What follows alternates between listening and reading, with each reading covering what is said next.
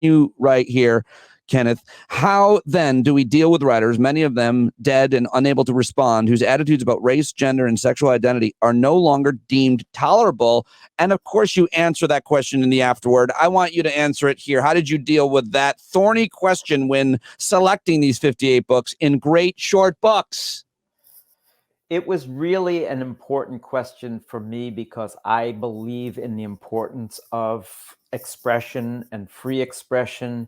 And again, this is a book that's written for adults, and I hope that adults can bring discernment to reading some of these books. But this is a question that is obviously raised by something as basic as Mark Twain's Huckleberry Finn, which Sure. is not in this. But first of all, it's not short, but for that reason, it was A lot of N-words in that book. there is a lot of N-words, and there are other books in this collection that use the N-words. Passing by Nella Larson uses the N-word. A great many others do.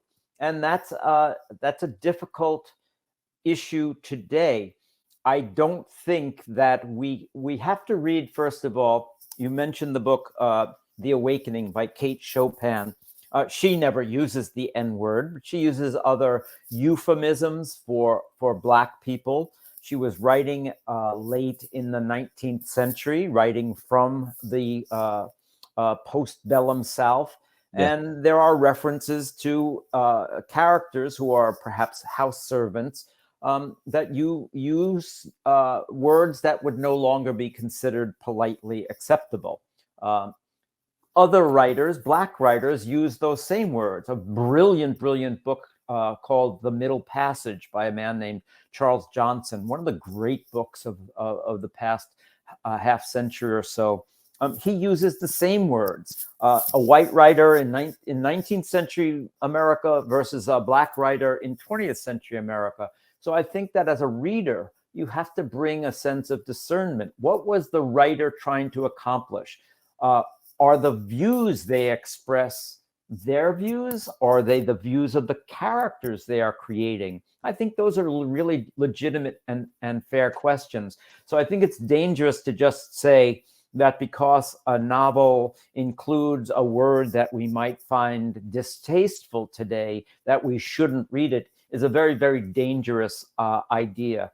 So I'm much more about the belief that we should read these books unless something is obviously, extremely distasteful. And I point to examples of books that I read and did not include, including one that's truly I guess, considered an American classic. I'll come back to it. But that book, and I'm talking about Breakfast at Tiffany's by Truman Capote. I was astonished when I read it at the use of the N-word, the homophobic utterances of this iconic character, Holly Golightly, in Truman Capote's original, which is very different, by the way, from the film version of Breakfast at Tiffany's. So I read that book and did not include it as a great short book. Now, I'm not telling anybody don't read it. It's, but I read it and was really surprised that that level of, I think, unacceptable dialogue coming out of the mouth of this character was unacceptable to me. Right. So that's why I and again, I say it in the book. I'm not telling you don't read it. I don't think it's a great book, and that's part of the reason why.